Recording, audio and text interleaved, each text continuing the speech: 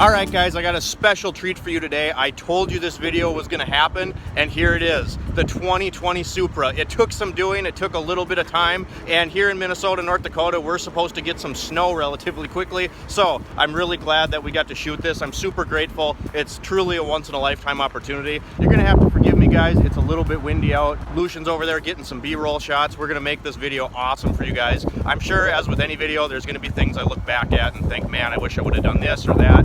And a lot of that has to do with being very overwhelmed that we actually got this car. Shift, wrench, repeat, you guys, this is insane. 283 subscribers. In the big scheme of things on YouTube, that is absolutely nothing. So I'm so grateful, I'm so thankful for my general manager and Corwin Toyota of Fargo, North Dakota for letting us shoot the Supra. Thank you so much, I truly appreciate it. Roll it.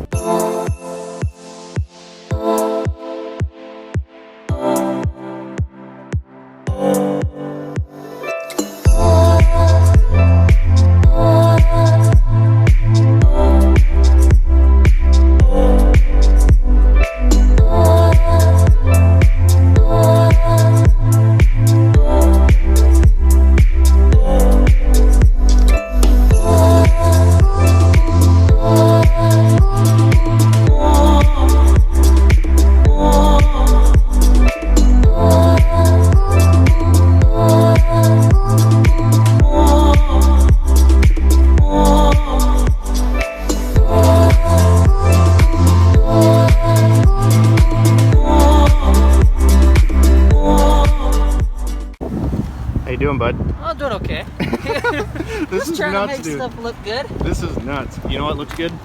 You look good. Oh, my hero. Thank you.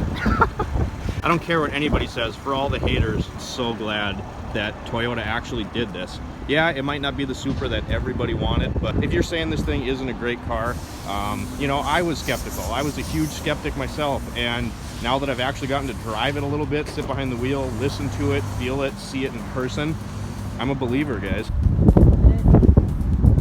A couple more of these fancy little shots right here. See how things go. Gotta focus that stuff. I like that. I might like that. All right, guys, so we are taking off in the 2020 Toyota Supra, and this might be kind of scattered because I'm kind of overwhelmed. I don't really know what to think. Okay. Oh my God, it's like instant. All right, guys, so we're about to do the first pull in a 2020 Supra that I've ever done. You guys are gonna see the very first one. Getting on the freeway right now, and I'm just gonna let you guys see my genuine reaction here.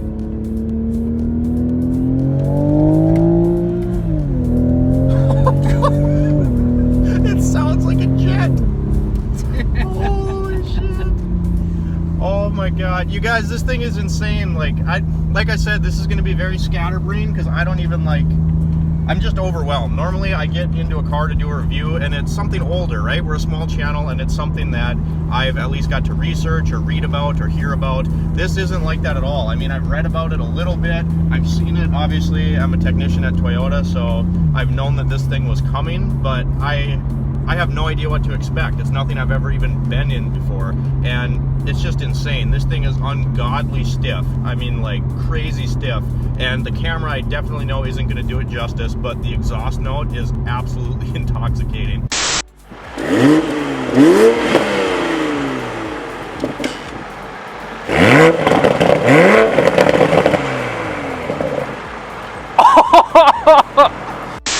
Inline 6. We're good over there? I can't see. Yeah, we're good. We're good. Okay. I'll go around this guy. Do a little downshift for you. If I step on it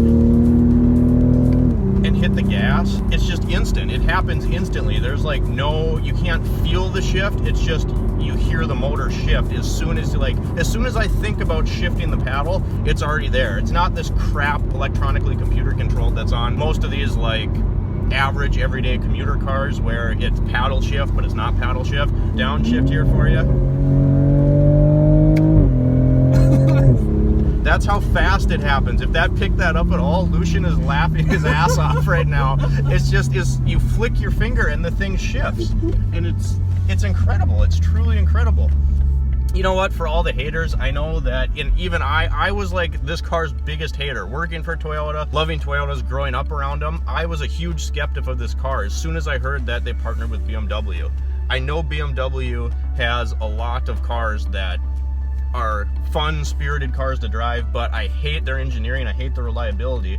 And so when I heard that Toyota was gonna pair up with them, I was kind of like, oh, really? You're gonna ruin a name like the Supra? And even seeing it in person, you guys, when we first got these in, I still felt that way. It looked nice, but I was like, really? They ruined it. And now that I've got to sit behind the wheel and listen to it and feel it, you know, in a modern day where that is just nuts, where cars are driven by so many electronically controlled, there's very little human car connection. You know, it used to be 4 tires, a steering wheel, a stick shift, and that was it. And they had personality. I was scared that this thing wasn't going to have that. To be completely honest with you, I'd still rather have a standard transmission, but in this, I don't even care. It shifts so nice. I don't even care they don't have a clutch pedal, because the thing is just instant. I mean, I was really scared that automatic, I'm really scared that would steer me away from it if I ever had the opportunity to drive it, and it really doesn't. This thing is just, you know, people scoffed at the horsepower numbers, and I've always said that horsepower and torque numbers on paper sell cars. In a world where you hear about a common build, you know, a common tuner build is 500-600 horsepower, this thing doesn't seem like it has enough. But I can tell you right now, just my reaction driving this thing, it is plenty fast, and you could get into a lot of trouble in this. We're in third right now. If you can hear that exhaust now, that's how fast this thing shifts. I mean, it definitely, for sure, shifts faster than any person ever could shift, ever. That's just how it is. And you know, I think there still is going to be a lot of hate for the Supra because so many people aren't going to get to experience it like I am so fortunate to experience it right now. And I have a completely different mindset than I did earlier. I was on the bandwagon of a Supra hater. I didn't like the idea of them partnering with BMW. We got the 2020 Supra here behind me, and you're starting to hurt my feelings. Everyone says this thing looks just like a BMW, and to be honest, I don't see it. I think that they did a good job developing 2 completely different cars.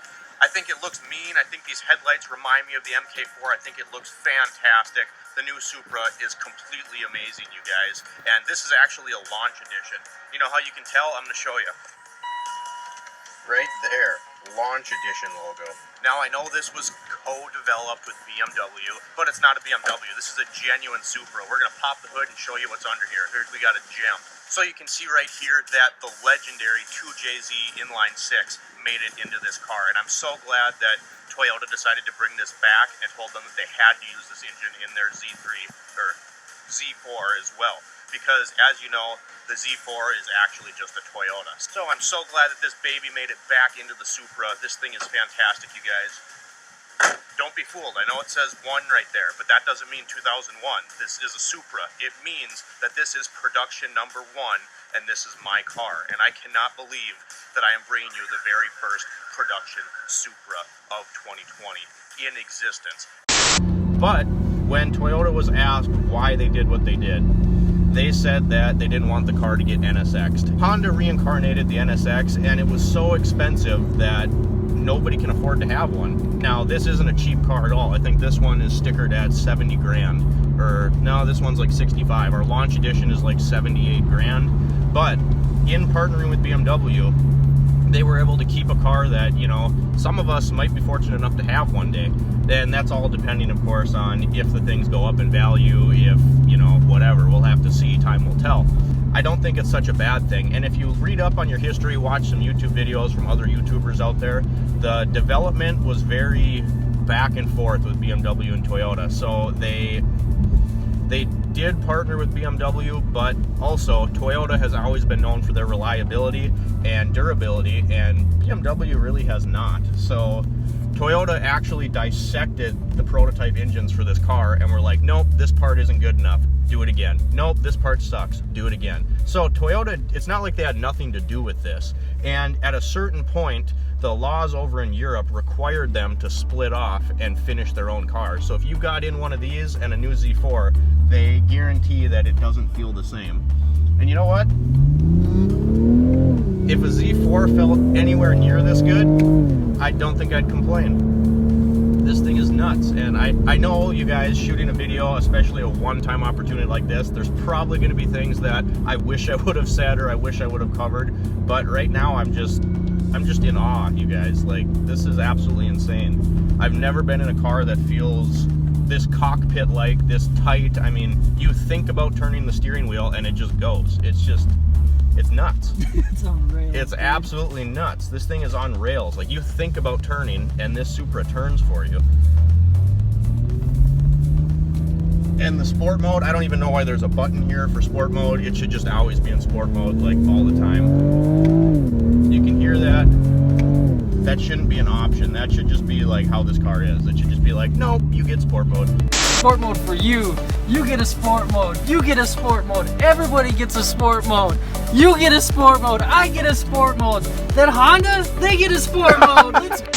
One thing I did want to say is just the comparison is that this thing says it's got like 335, 340 horsepower, right? Yeah. My 1998 Honda Prelude weighs 3,100 pounds. This thing weighs 3,300 pounds. Yeah. That's absolutely nuts. ridiculous. One other thing I did want to note is I've driven an MK4 Supra, and that thing was absolutely incredible. I mean, everyone loves it. I don't think this car will ever take anyone's love away from the MK4, but I don't think it should, and I don't think that they should. I mean, obviously they're going to get compared, but I don't think because you love the MK4, that should make you hate this Supra. Because you were such a loyal fan of the 2JZ, which I am, I love the 2JZ, and a 3JZ, there was talk of, you know, people, why didn't they make a 3JZ? Well, it wasn't practical. If you took a 2JZ now, you'd never get it to pass on the emission standards. And what are we complaining about, you guys? We got a Supra back. I remember, like, 7-year-old me seeing the first concepts of the Supra coming back, and I was like, yeah, right, that'll never happen. It's happened, so why are we complaining? This is incredible. And we have... It's true to its roots, you guys. It has an inline 6 that's turbocharged like everybody wanted. And it does this. It's insane. So and you know, it's a shame that this is going to be such a low production car because more people need to experience this to appreciate it. To truly appreciate this car, you would have to experience it for yourself because... I mean, like I said, I was a hater, you guys. Like, I was not happy about the BMW partnership. The more I read into it and saw that it truly was more of a partnership than it was a rebadging of a vehicle, I kind of got a little less skeptical. But still, when you have a name like the Supra and 2JZ and Fast and Furious, this car has a lot to live up to. And I think it does it really, really well. One thing I really like about it, you guys, is you take corners, whatever, it sounds good, it goes like stink, and it also handles like an absolute dream. Most of the time, you kind of got to pick and choose. This car kind of does it all. Hey, my dad!